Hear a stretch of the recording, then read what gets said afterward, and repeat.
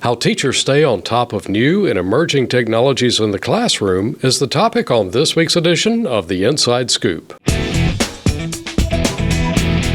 Hello and welcome back to the Inside Scoop. I'm David Owen. We all want our students to learn with the latest and greatest technology in the classroom. When I say technology, that's not just computers and software, that's smartphones and a variety of other things as well. What about new technology on the horizon?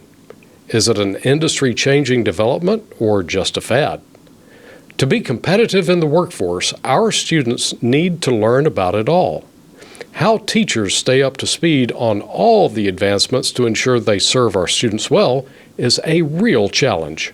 Here to tell us about the folks that help with all of this is Dr. Starla Townsend, our Director of Instructional Technology. Starla, welcome to the podcast. Thank you, David, for having me.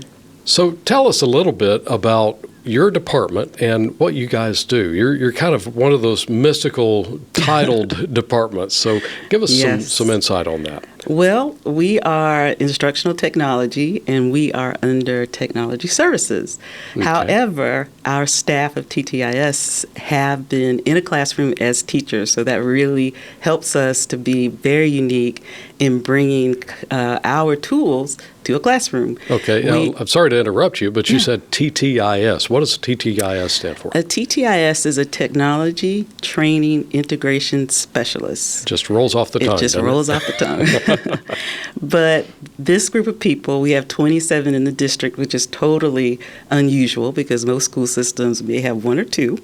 But we have a staff of 27, and we serve all 112 of our schools. We bring in not just the equipment, but we bring in the reasoning behind using the equipment to engage students. Oh, okay. So it's like, forgive the rough terminology here, if you will, but you guys are, it sounds like you are two double-brained people. You have the teacher brain, and then you've got the technical brain, and you put the best of both worlds together. And then you're able to, like, essentially translate for the tech jargon into academic? Is that the gist of it? That is the gist of it. Okay. Having that background in teaching actually gives us the experiences and the knowledge to know what our teachers are doing now and how it's impacting learning. So we, like I said, we just bring that technology that works with that content and help to engage students. Okay. So when let me just throw this scenario at you. If the do you guys still use projectors? You do? No? It's all smart boards. It's all smart boards. See, ever since we did away with chalkboards, I'm at a loss. Okay. Don't be. But if a teacher has a smart board problem, do they pick up the phone and call technical services, or do they call you folks? Well, technically it is it's the technical services. We would advise teachers to put in a ticket with our help desk. However, sometimes we are able to help with the simple problems or issues. Things you've seen before. Right. Yeah. So if we are in a classroom and we see a problem, or if a teacher reaches out to us real quickly, we'll take about 5 minutes or so to diagnose. Okay. And if it's something we can fix, we will. But usually we like to refer them to the help desk. Okay. So that's kind of where the line is. If it's supposed to be working this way, but it's not, the help desk is who they would reach out to. Exactly. Then. Okay. So this is a question that may be a curveball for you. Okay. We know the superintendent came from the technical world. I think he was not looking for brownie points here, I'm sure. He came from, he used to be the chief technical officer, I believe. And when he became superintendent, he made I would say a declaration of we're not going to chase fads. So how do you discern between what would be a fad versus what's an innovation that's going to hang around for a while? Good question. Well, I think the main thing that we look for is sustainability. We're going to, as a team, look at what's happening in the industry, and we're going to work with our our corporate partners, our business partners, to learn from them what they're actually using. So when we look at technology, we're not looking for what's the latest thing and something's going to come along a couple weeks to replace it. Right. And when Mr. Ragsdale brought in this innovation thought process, that's exactly what we need in education. We are moving away from being static and being what we used to be, what our lives were like when we were students. And now we're meeting our students where we are. And I think it's great that he recognized that, because it has really helped our team to really be able to go in schools and have that credibility. So the fact that our leaders in the district recognize the importance of technology really helps us to go into schools. Yeah, and you would think, being a former chief technology officer, that he would be all about bells and whistles, but it's oddly not the case. He's got a lot of credibility in that corner. Absolutely. And that's been very helpful to what we do, to know that he has that mindset.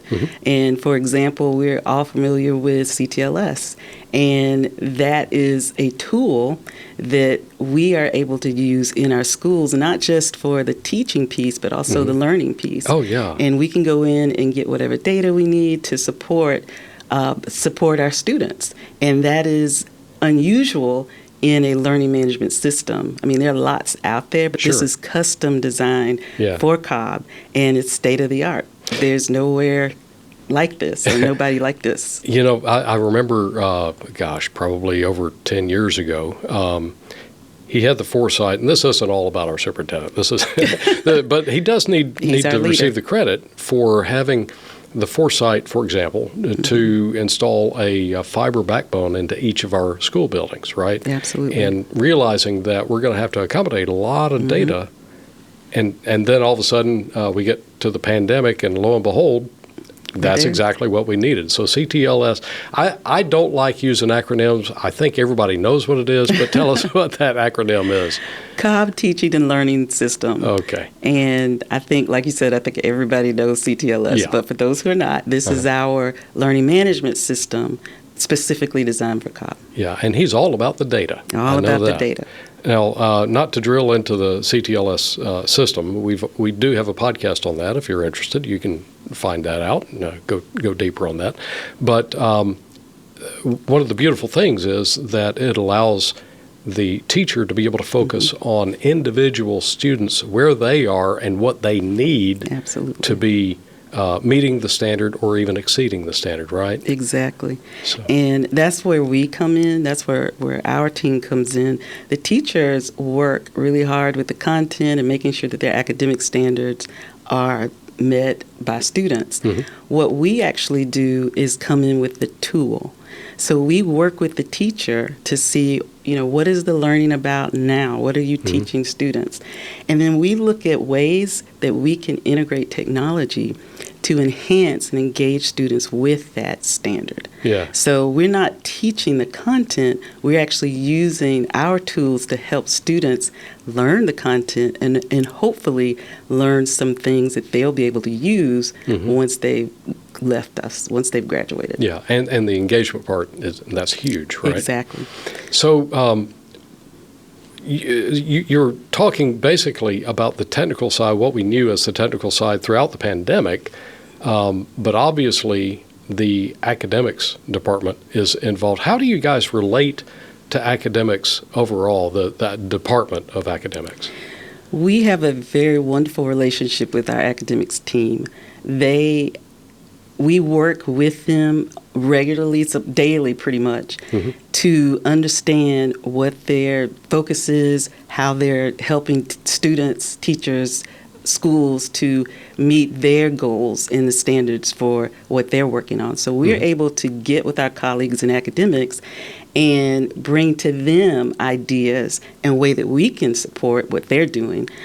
For example, we have our STEM department. We are working very diligently with them to bring some modules, to bring some training for teachers to help them when they actually go back to school to use the STEM format with their students. So it's really exciting to be able to work with the academic side and then to integrate what we do on the tech side. Okay, so they're like determining what their goals are to be able to meet standards. Absolutely. And then you guys, I would say, come to the rescue with the technology to help get there. Is that a fair assessment? We like to complement what they're doing. Okay, fair enough. So I've heard the phrase learning innovation program. What is that? Our Learning Innovation Design Program, or framework, I like to call it a framework, was specifically designed for our county. And it allows us to have a framework that we can operate in and hopefully share with teachers and schools as they continue to develop and integrate technology.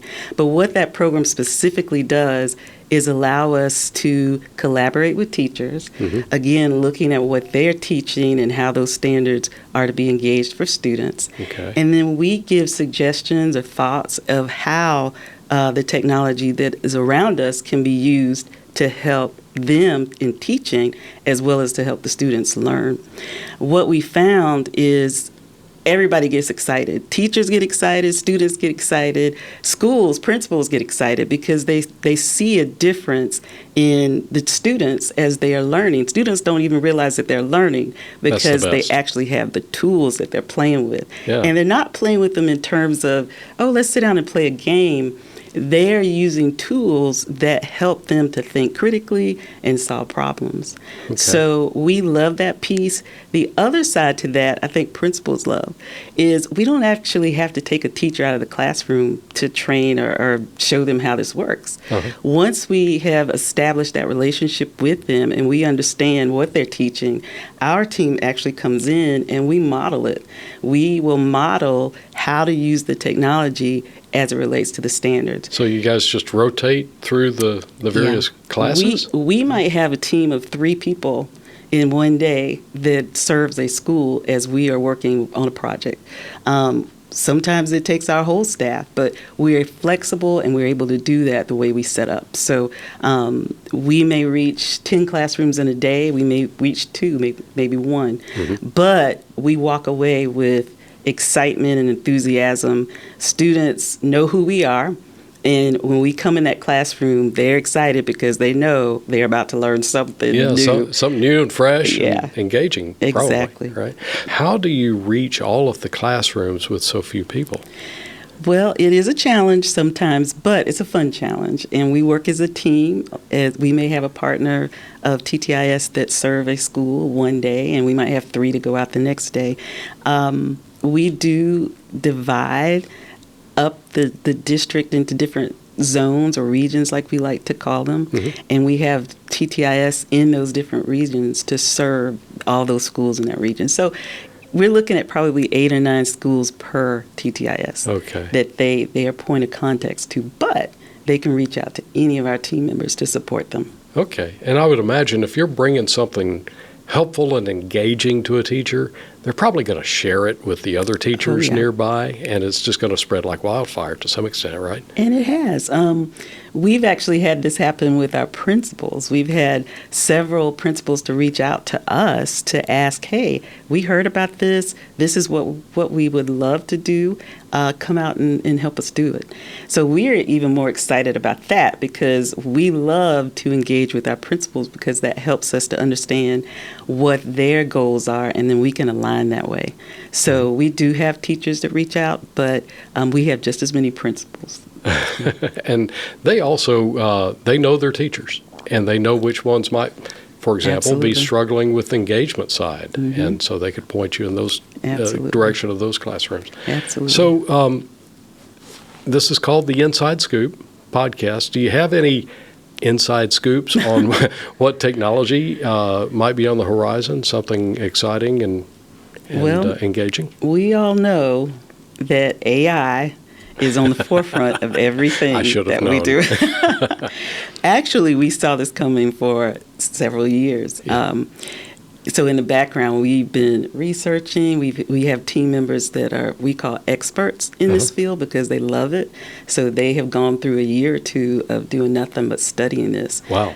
So we are able to bring to our teachers information about AI and how to use it, not just professionally for their productivity, but actually for students.